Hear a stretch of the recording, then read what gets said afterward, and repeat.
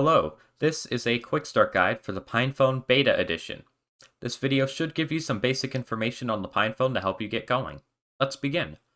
When you first take the PinePhone out of the box, the first thing you're going to want to do is open up the back of the PinePhone using a fingernail or pry tool. Now, take out the battery and remove this little piece of tape from the connector. While the battery is out of the PinePhone, we recommend putting in a SIM card to the SIM slot if you want to be able to make phone calls, send SMS text messages, or access cell data. To do this, just insert either a micro SIM card or a nano SIM using the included nano SIM to micro SIM adapter. You can also insert a micro SD card to use either as a bootable device or just to have a little bit more storage space on your PinePhone.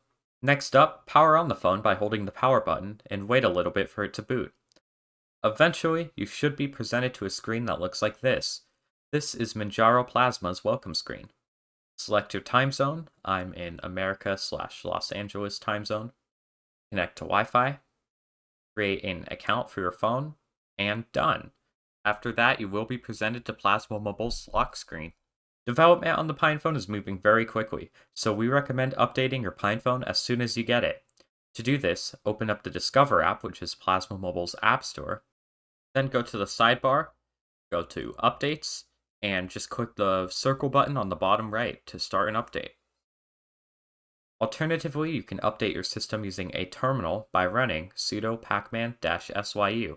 Once updated, we recommend to restart the device, and bam, your PinePhone is now up to date. If your PinePhone is having an issue, here are some possible steps to fix it. If LTE, Wi-Fi, Bluetooth, the microphone, the headphone jack, or your cameras aren't working, then take the back off the PinePhone and double check that all the kill switches are facing upwards. Another thing that can cause LTE and Wi-Fi and Bluetooth to not work is if the phone isn't charged enough, or if the battery isn't inserted all the way, because the cellular modem and Wi-Fi and Bluetooth chip both depend on the battery to be well charged for them to work. If for whatever reason you do not like Manjaro Plasma, or you're just curious and you want to try other OSs on your PinePhone, the wiki has a page with all of the available known OSs you might want to try.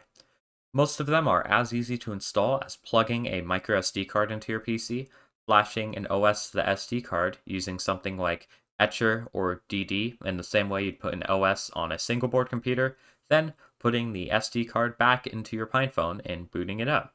If you'd like to flash a OS to the phone's internal storage, then you can flash the jump drive image to an SD card, plug the SD card into your PinePhone, then plug your PinePhone into your PC, which will give your PC access to the PinePhone's internal storage and let you flash an OS to it. If you want to learn more about the PinePhone and all of its available OSs, there are a ton of good resources to check out. For official resources, the Pine64 wiki has a lot of good info, and the Pine64 forum and the Pine64 chat rooms are very good places to go if you need help. There's also several good third-party websites focusing on mobile Linux, such as Tux phones and Linux smartphones.